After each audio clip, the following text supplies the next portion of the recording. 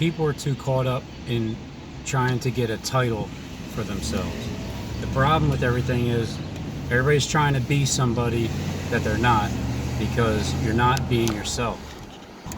It may be harder for people that actually act, or they do like street theater. They do things where they're not actually being themselves, they're acting a role. So it might be harder for people to find themselves and expect people to not believe you when you truly did change your mind and your heart has changed. I'm getting some good feedback, but I wish upon that genie bottle that the people that are commenting in a channel, in a section, that what we know them as, that they would hop on with their actual name and identity. Because this is all about just having conversations with people on YouTube that you've conversated with. This ain't about putting a title on anybody or any specific group of people. It's just about coming together and discussing what the problems actually are out in the open.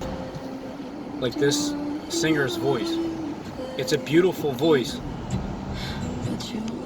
So appreciate it instead of immediately thinking, yeah, but I know somebody else that sings better.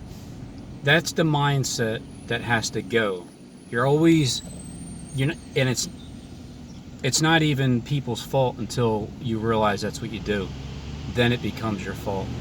That first thought always wants to say, yeah, but something, because you cannot enjoy the moment that you're in because you're always looking for something else, or someone else is better, or there's just a different way that you might think, or a different person that you might think that has a right to be called better than somebody else. Instead of just accepting what it is and appreciate your moments, you're thinking into the future and you're wasting your time.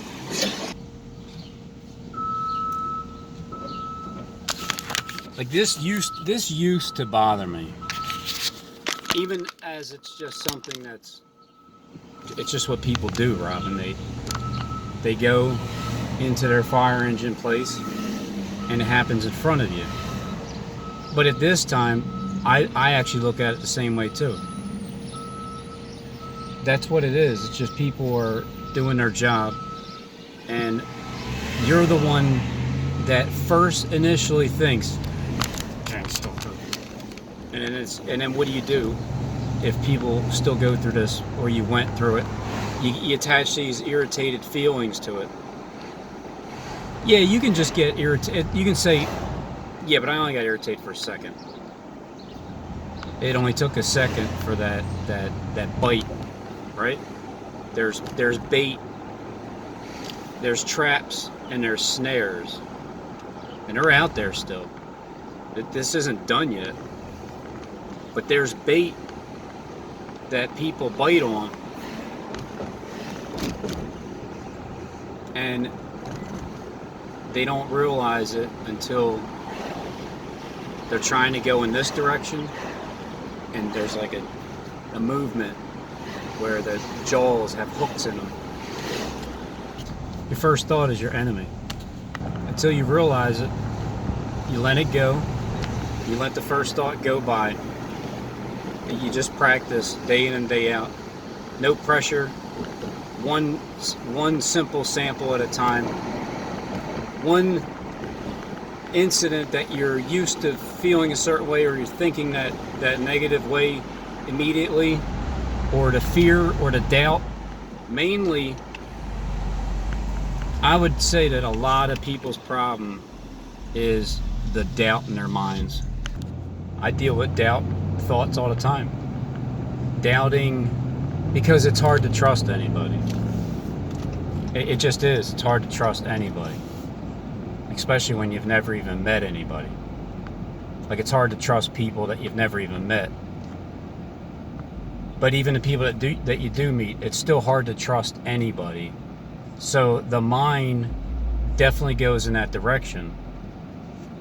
Yeah, but is he on the right side of the fence, or is he, how does he know that specific thing over there? And then, so who's going to change their heart? And the people that are involved, you guys that are behind the scenes, you see more than what I can. You know more than what I do because of who is there and who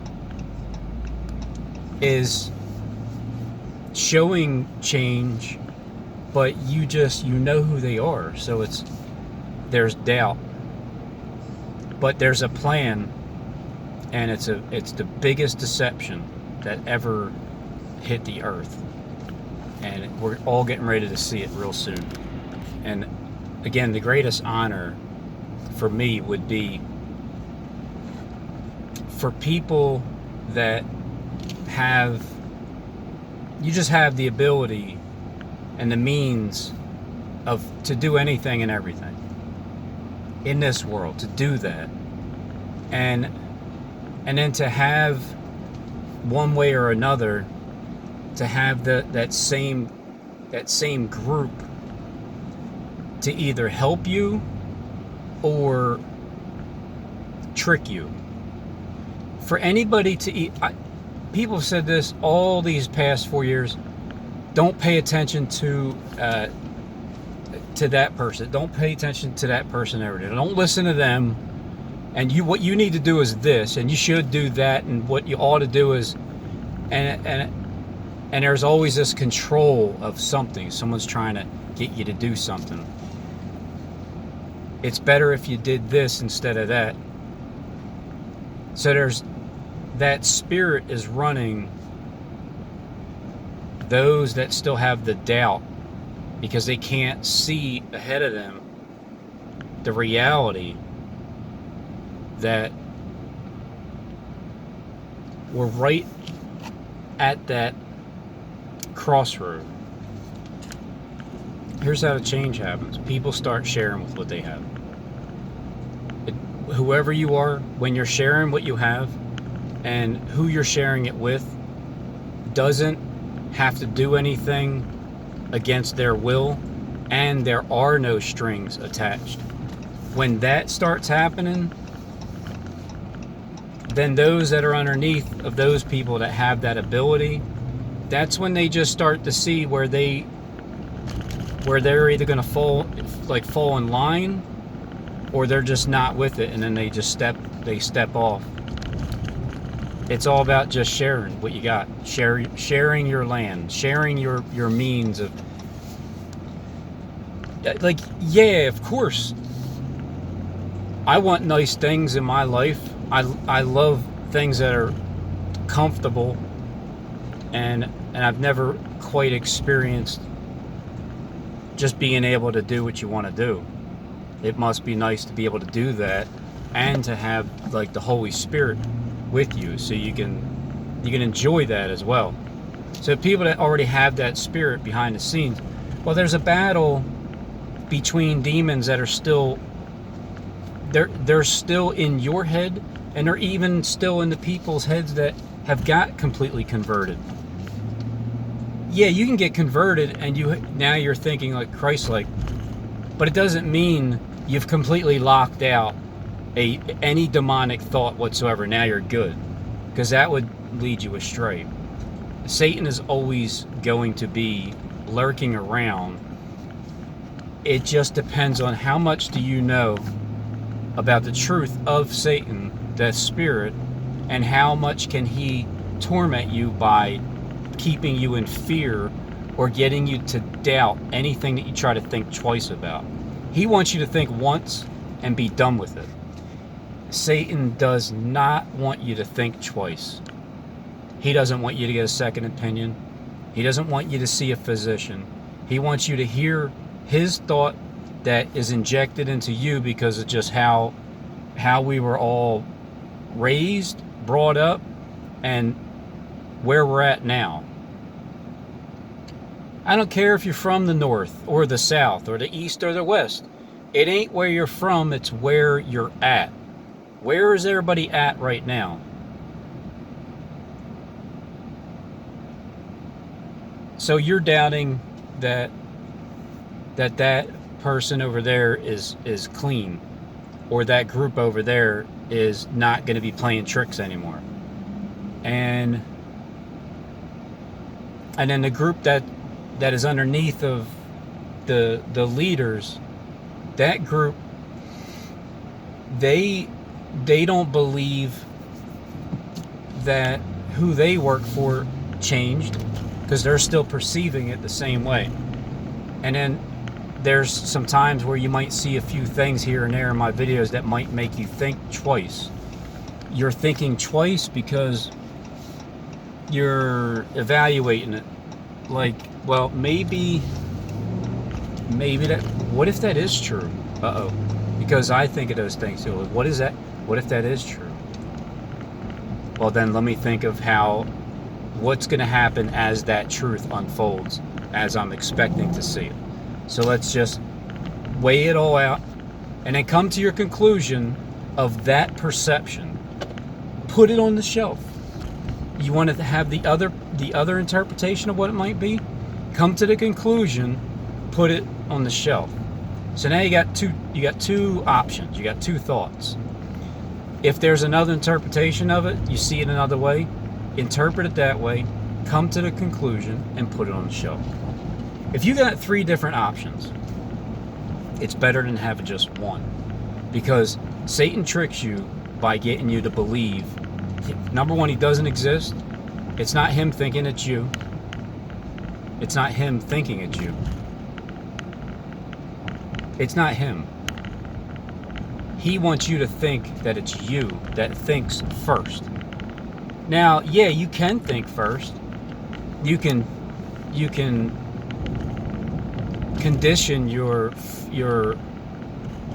second thought to become your first thought, because now you already know Satan's tricks. You know how to get rid of them out of your mind. You know how to snap them out of your head just like that, because you realize as you walk throughout the day, you're in your head thinking. This mask thing did a really good thing in my mind. That was, when it was meant for evil, all it did was sharpen my care as to what I perceive someone's thinking. When I start perceiving what people think, it'll get you to think self-conscious. It's like you feel like you have turned a magnifying glass on your own self as you're walking around, just like you feel like you're like this in everybody's face. Like you feel like you are the biggest damn magnified surveiller that has ever lived. And then so you'll have that burning feeling of heat and fire, like a magnifying glass would if it's really close up to you. You start to learn that that's just your enemy. You can call it what you want. Some people call it Lucifer, Satan, and I'll just call it your exact opposite energy of what you want to do that can give you longer life and peace in your heart. Whatever you want to call it, attach a name to it. That side of your spirit will always do the exact opposite. It'll always inject thoughts, and it depends on how much you listen to what you're hearing in your spirit. You'll be amazed at when you stop, like, nah, go ahead. Like when somebody's in a hurry and they're at a stop sign, just, if people are cutting in front of you, just let them go. What are you going to do? You're going to be, what do you want to get to the stop sign, to the red light? You want to get to the red light as quick as possible to get behind. You don't want that other car to get in front of you, because it's really like a magnetic grip. It's like pressure when you're driving, because you have people behind you or beside you and in front of you, and then you'll be thinking, your perception of other people's thoughts. You might be right. Some people are in a hurry. They get behind you. They beep the horn. If you're not pulling away from the green light immediately, like within 0.11 seconds, they'll beep at you. But so what? They're in a hurry. You're not. It's a training, conditioning of your brain to understand that I can get my point across clearer because I'm uninterrupted and I can speak for at least until my phone runs out of time. And it's a continuous way of thinking, conditioning, it's like I'm literally brainwashing people. Oh, watch, somebody's gonna take that clip. Oh, Robin's brainwashing people. Because the true meaning of washing your brain, you gotta wash it out, rinse it, and dry it off, and then just fill it back up with the right thoughts. How do you know the difference between your first and second thought when they come to a crossroad? Well, because you've nailed it to a sure place. You now know, no, that's Satan. Hey, Satan, I hear you. Like, you hear him now. Yeah, he talks in your own voice, but you hear the spirit. You sense the irritation. Here comes the anger. Here's the, oh boy. You get betrayed. It's here. Wow. Like those things that happen in your life that you just, how can well, remember, this is how.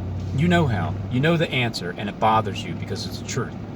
So that's the only thing that I would have to work on, is the truth of the reality of how the Spirit is working in the hearts of the children of disobedience, and how the love of many will wax cold. That's why I'm looking towards the greatest finale of, let's attack Robin's eye because he thinks he can see things that are going to take place. So let's make him feel like that he's the one creating it, and then at the end we just pull the rug from under it. It's going to be the greatest birthday present ever for Robin's 45th birthday. And so I've thought things all the way through, every which angle, how things are happening, why they're happening, why people would waste their time when they showed me all this time on YouTube, the people that have shown me how they have the knowledge of knowing what's going to take place in this actual world before it does. And meaning because of their position of where they are and where they came from and where they're at and where they're going. So I've been shown that, and I've also been told that that's not true. I've heard it all. So I go through all the scenarios of what'll happen, and I would definitely be honored that people would pick me to play one last trick on. One grand finale trick. And then I gotta say, well, what's the worst that can happen? What's the worst that can happen? You get played by people that you were hoping were like good-hearted people, and they changed their route. Well, you gotta understand that this here means this is what's rust. Their hearts are gonna wax cold. They're gonna be rusty hearts because the gold and the silver and the metals, they all rust. Paper means nothing. Everything has to collapse on those people that have the love of money. And it's not that they're terribly hearted people. They just love this over here more than a human being. That's all. They'll show their dedication to the almighty dollar, to the God that they trust in, over the actual spirit itself of like doing without.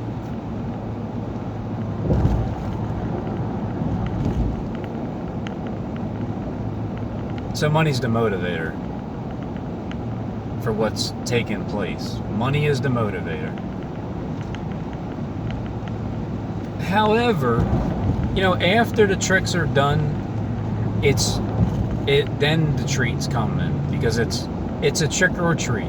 That's why it's not treat or trick, it's trick or treat. There's a trick, but there's going to be a treat. So is it a trick or is it a treat? It's both. It's a trick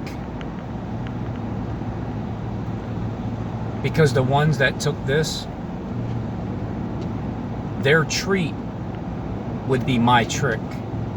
Like the trick that's meant for me is their treat.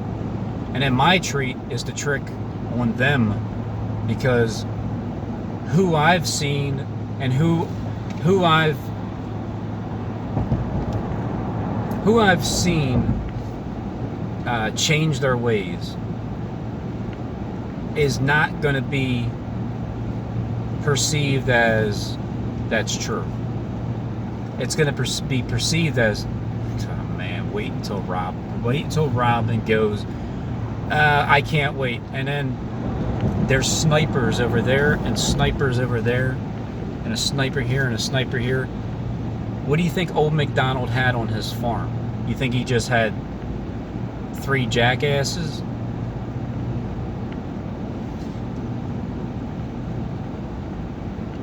There's both sides, right? Both sides are going to the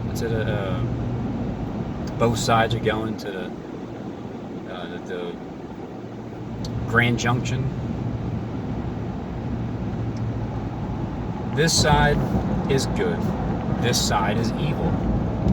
Well, I mean, that side over there that is evil, they say they're good, you're evil. Yeah, but you're good and they're evil. Well, I've done some evil things, but I'm mostly good-hearted. Yeah, I'm evil. I don't care. You're dead, Robin. Like that kind of thing.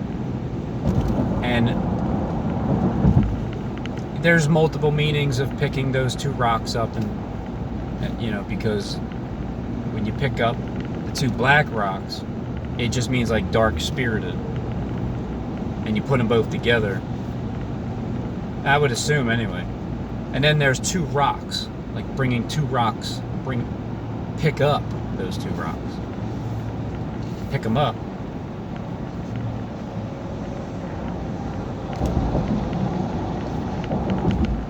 So according to everybody's perception, that's how the level of suffering you have to go through.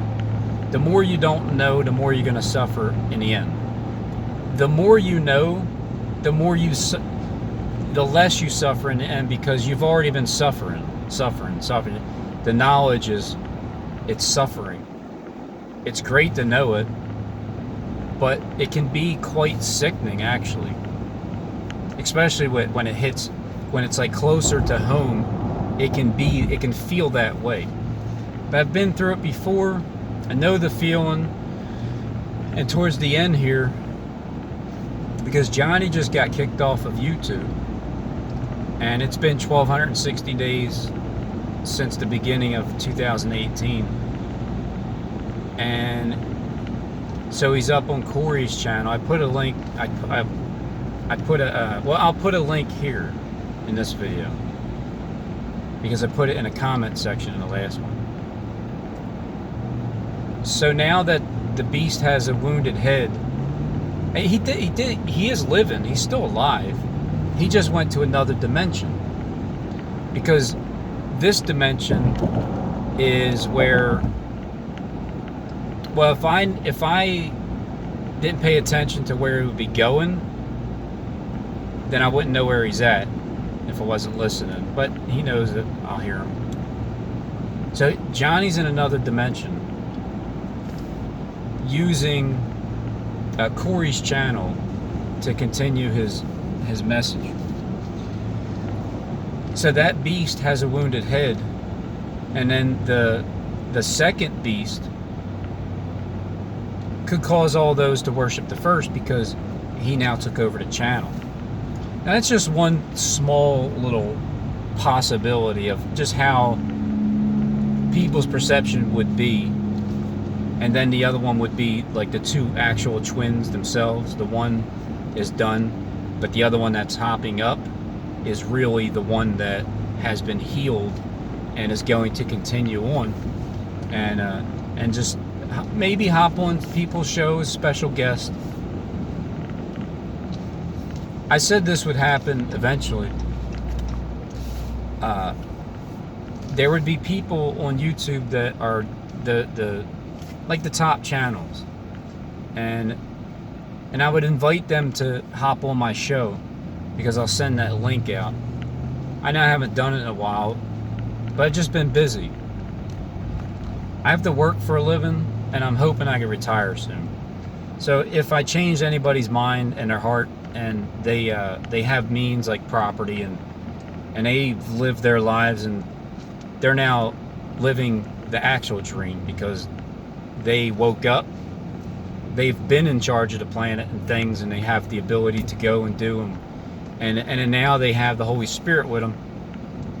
So I can only imagine if I had that ability to just give people stuff like, yeah, here, you want, how many acres do you want? You want 40 of them over there? Sure.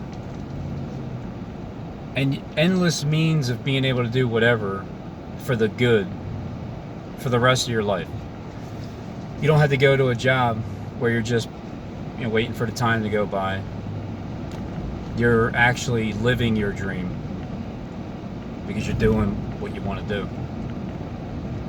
So if anybody out there is like that, I'd appreciate it. And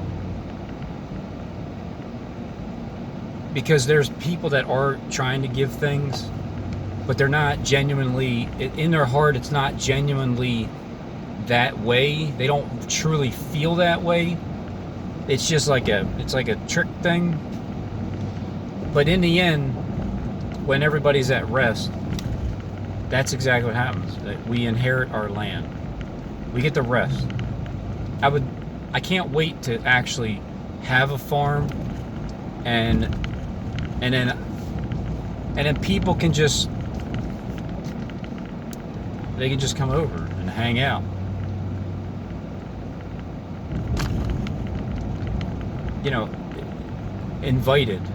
Invited guests. I sure can ramble on, can't I? I just look at everything as a test. Everybody that comes to you with whatever it is that they do or say, any questions or stories they tell you, it's all being recorded. It's all a test to see how do you react towards this? What's your opinion on that? And everybody's involved. I don't have any proof whatsoever. I don't even know that that's true. I'll tell you what, if Klecks was on my channel as a guest, he would be the most famous guest on my channel. And then there would still be daggers thrown, because, what would you even talk about? What would you even talk about? Because as everybody knows, I don't trust anybody. I trust the Holy Spirit, but I also know that there's an unholy spirit that still can travel through people's veins, regardless of what position they're in. So what would you talk about besides just life itself? Because topics should probably just be about life in general. But everybody would have to stop pretending that they're not behind the scenes and they haven't been playing out this Bible's end time prophecy. And if they would just be real, then everybody can start having real conversations. So when does that point take place? When there's no more, you're not holding anything back at all. You're not trying to be anybody else. You're just being yourself, and you actually come clean with what you were trying to do. Is that actually going to happen? Are we actually going to hear that? What people were really trying to do? They come clean. They say they give away their plans. Or are you still afraid that you're going to die if you say anything because you swore secrecy? But who's running that? if Satan was cast out of the earth, or if he was cast out of heaven, and on earth he was, the beast and the false prophet were thrown into the lake of fire, wouldn't that be Satan's mouthpiece? If you try to divide Satan from being them too, like the two-headed snake, doesn't that mean that Satan, even though this has never happened before, but it's getting ready to happen? That's why it's so hard to believe. Yeah, Satan's really, what you call Satan, the entity that runs the planet, divided among people, you're trying to say that the head of the snake has been cut off. Yeah. Wait until we see you, Robin. We're going to show you what that really means. Because if Satan can get you to take what I just said there and be like, oh, and then, well, I have an option, and then well, of course you got it. Come here. I'll show you the option you got. You got that option, or you got that option, or you got your option. It's free will. So those are those thoughts that your first initial thought is fear injected. It's the way society has been. It's just the way it is programmed into you. Because the head of the snake has been cut off, because the snake's head has been stomped and it's been wounded, but it's been healed at the top.